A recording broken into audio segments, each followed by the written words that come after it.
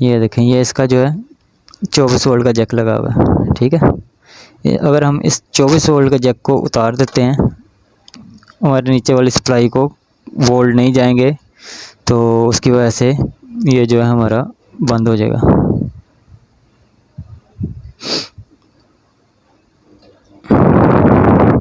ठीक हो गया, ये प्लांट हमारा चल रहा है।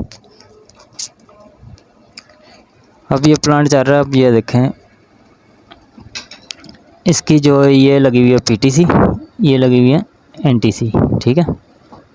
एनटीसी, ये जो एनटीसी हैं, जब इसको हमारे 24 वोल्ट नहीं जाएंगे, उसकी वजह से ये एनटीसी जो है वो हीट होना शुरू हो जाएंगी, ठीक है, गर्म होंगी। ये एनटीसी जो आपको नज़र आ रही है, ये एनटीसी हमारी हीट होना शुरू हो जाएंगी जब हमारी 24 वोल्ट की रिले जो है वो नहीं लगेगी। ये देखें, ये इसकी वायर लगी हुई है, ये प्लांट हमारा ऑफ हो गया, ठीक हो गया।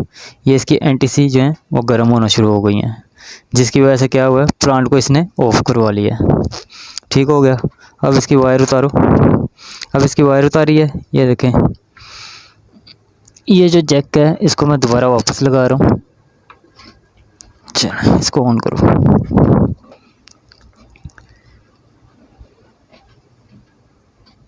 ये थोड़ी देर लेगा क्योंकि हमारी एनटीसी जो है वो गर्म हीट हो रही है, जब तक वो ठंडी नहीं होती तब तक ये ऑन नहीं होगा, ठीक है जी। तो ये देखें, ये हमारा प्लांट ऑन हो गया, ठीक है।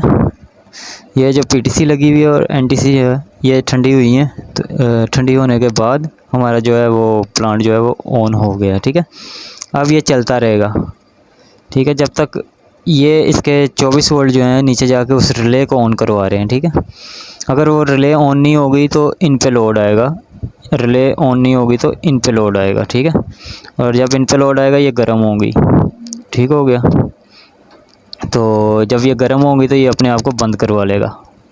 तो आपने सबसे पहले यही चेक करना है। अब इसके आपको दिखा देता हूँ इसमें पार्ट्स कौन से लगे होते हैं, और इसका जो है वो सिंपल मेथड भी आपको बताता हूँ कि आप क्या कर सकते हो जी। तो ये देखें, ये सेम इसके साथ की सप्लाई है मेरे पास, ठीक है। अब ये देखें, ये हमारा 24 वोल्ट का जैक है, ठीक है। ये 24 वोल्ट का जैक है। इसके आगे जो जेनर लगा हुआ है 4148 लगा हुआ है, ये बड़ा, ये जेनर 4148 लगा हुआ है, और 150 के की रेजिस्टेंस लगी हुई है जो आगे लगी हुई है, ठीक है।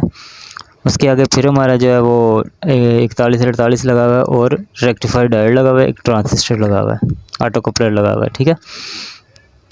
तो आपकी इनमें से रेजिस्टेंस, जेनर या रेक्टिफायर या ट्रांजिस्टर या ऑटो कपलर ये ख़राब होंगे तो ये रिले ऑन नहीं होगी, ठीक है। सबसे पहले तो आपके ये 24 वोल्ट बन रहे होंगे जो इसको ये नीचे आ रहे हैं, ठीक है, इस जैक पे आ रहे हैं, ठीक है, इस जैक पे आ रहे हैं। तो फिर ये रिले आपकी ऑन होगी। अगर यहाँ कोई इसके कंपोनेंट्स जो है वो ख़राब होंगे तो ये रिले को वोल्ट नहीं जाएंगे और रिले ऑन नहीं होगी, जिसकी वजह से आपका प्लांट थोड़ी देर चलेगा, उसके बाद बंद हो जाएगा, ठीक है। एक तो ये है कि आप अपने पार्ट्स चेंज करके ये बोले, ठीक है। PC 817 लगा हुआ है, और 8050 ट्रांजिस्टर लगा हुआ है, 4007 डायोड लगा हुआ है, 4148 डायोड लगा हुआ है, 4148 जेनर डायोड लगा हुआ है, और ये 150 के की रेजिस्टेंस लगी हुई है इसमें, ठीक हो गया। तो ये एक कैपेसिटर लगा हुआ है।